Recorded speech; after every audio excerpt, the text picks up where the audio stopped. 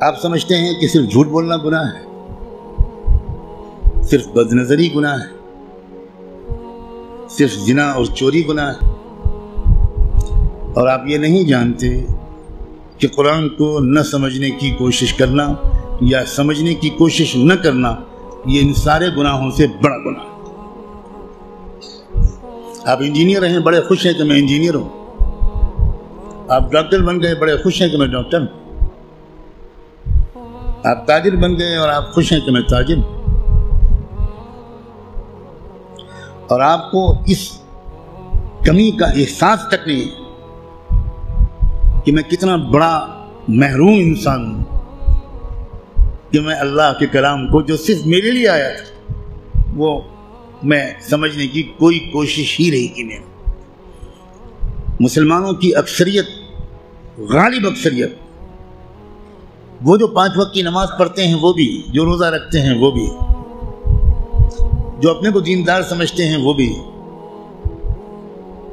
جو کچھ دینی کام بھی کرتے ہیں وہ بھی، اس بڑے گناہ میں تقریباً سب شریک ہیں کہ وہ قرآن مجید کو سمجھنے کی کوئی کوشش نہیں کرتے اور قرآن مجید کو نہ سمجھنے کو گناہ نہیں سمجھتے یا سمجھنے کی کوشش نہ کرنے کو گناہ نہیں سمجھتے۔ تو آپ قرآن مجید کو سمجھنے کی کوشش فرض عین سمجھیں اور قرآن کو اب تک سمجھنے کی کوشش نہ کرنا یہ کبیرہ گناہوں سے بڑا گناہ سمجھیں۔ اور رمضان کا مہینہ جو گناہوں سے توبہ کرنے اور معافی مانگنے کا مہینہ ہے، اس میں سب سے زیادہ اس گناہ سے توبہ کریں۔ اللہ کے ہاں آپ کی بخشش اس سے کہہ کر نہیں ہوگی کہ اللہ حضرت میں تعلیم کے حلقے میں بیٹھتا تھا اور اس میں منتخب احادیث پڑھی جاتی تھی، اس میں فضائل نماز پڑھی جاتی تھی۔ یہ منتخب احادیث اور فضائل نماز اس لیے پڑھی جاتی ہے تاکہ قرآن پڑھنے کا، سمجھنے کا شوق پیدا ہو۔ اور اگر کوئی کتاب قرآن مجید کے سمجھنے کی کوشش کے راستے میں ایک رکاوٹ بنتی ہے تو میں کہنے کی ہمت بھی نہیں کرتا، ضرورت بھی نہیں سمجھتا کہ وہ کتاب یا اس کتاب کو یہ درجہ دینے والا اللہ کے ہاں کدھر کھڑا کیا جائے گا۔ رسول اللہ یہ شکایت کریں گے قیامت کے دن، یہ سن لیجیے، یہ قرآن میں آیا ہے، اور شکایت کیا کریں گے؟ یہ نہیں کہیں گے کہ ان کی ٹوپی 4 کونوں کی نہیں ہوتی تھی، یہ شکایت نہیں کریں گے رسول اللہ مسلمانوں کی ان کی داڑھی چھوٹی تھی۔ رسول اللہ شکایت کیا کریں گے کہ اللہ یہ ہے میری قوم جس نے قرآن کو چھوڑ دیا تھا۔ آپ جس کی شفاعت کی دعائیں کر رہے ہیں وہی آپ کے خلاف اللہ کی عدالت میں مقدمہ دائر کرے گا۔ ہماری عورتیں 100% تقریباً قرآن مجید کو ٹھیک سے شاید پڑھ بھی نہیں پاتی، سمجھنا تو بہت دور کی بات ہے۔ ہم نے کبھی فکر ہی نہیں کی کیا ہو گیا، مجھے کچھ سمجھ میں نہیں آتا۔ قرآن صرف تلاوت کے لیے نہیں آیا ہے۔ اول تو کتنے لوگ سال بھر تلاوت کرتے ہیں وہ آپ خود جانتے ہیں، لیکن میں کہتا ہوں اگر آپ سال کے روزانہ تلاوت بھی کرتے ہیں تو ایک بہت نیک کام آپ ضرور کرتے ہیں، لیکن قرآن کا حق صرف تلاوت سے ادا نہیں ہوگا۔ آپ کے دوست کا خط آپ کے پاس آئے، آپ کی ماں اپنا خط لکھے، آپ دور کہیں رہتے اور ماں آپ کو خط بھیجے،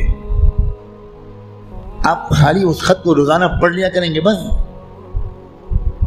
اور دوست یا ماں اگر آپ سے کوئی مطالبہ کرتی ہے تو آپ اس پر عمل نہیں کریں گے؟ یہی سلوک ہم قرآن کے ساتھ کر رہے ہیں۔ قرآن کیا ہے؟ اللہ کے خطوط کا مجموعہ ہے، لیکن ہم کو کچھ خبر نہیں کہ اللہ نے ہم کو خط میں کیا لکھا ہے۔ آپ کا دوست آپ کو خط لکھے اور آپ اس کو سمجھ نہ پائیں، آپ چین سے سوئیں گے؟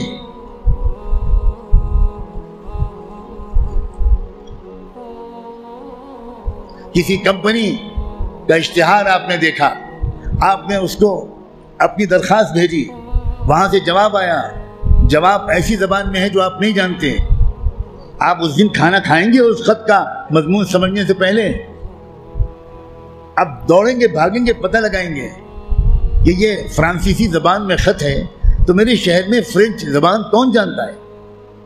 اور آپ اس کی خوشامد کریں گے ذرا اس خط کو پڑھیے اور مجھے بتائیے کہ اس نے کیا لکھا ہے۔ 24 گھنٹے نہیں گزرنے دیں گے آپ، اس سے پہلے اس خط کو سمجھنے کی بھرپور کوشش کر لیں گے، اس کا جواب بھی لکھیں گے۔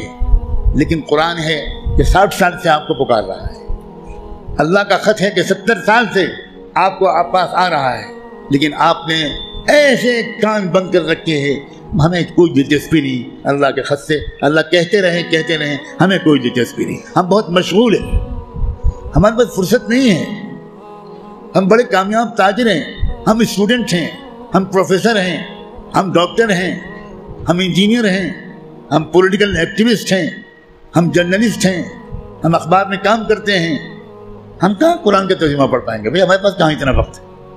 بھگتتے گا ہر وہ انسان، ہر وہ مرد اور عورت جو قرآن مجید کو سمجھنے کی کوئی کوشش نہیں کرتا اور قرآن کے مطابق اپنے آپ کو ڈھالنے کی کوئی سیریس کوشش نہیں کرتا، خون کے آنسو روئے گا وہ شخص، خون کے آنسو روئے گا۔ ایسا شخص تو جب قرآن کی تلاوت کرتا ہے تو قرآن اس پر لعنت بھیجتا رہتا ہے۔ اب غور تو کریں، رب قارئ للقرآن والقرآن یلعنہ، یہ میرے باپ کی اور پیر کی کہی ہوئی بات نہیں ہے، یہ بات صادق و مصدوق رحمت دو عالم صلی اللہ علیہ وآلہ وسلم نے کہی کہ قرآن بہت سے لوگ پڑھتے ہوتے ہیں اور پڑھنے کے درمیان قرآن اس پر لعنت بھیجتا ہے، اے اللہ یہ مجھ پر یہ پڑھ رہا ہے، اس پر لعنت۔ اب قرآن کی لعنت پر اللہ تعالیٰ قبول نہیں کریں گے؟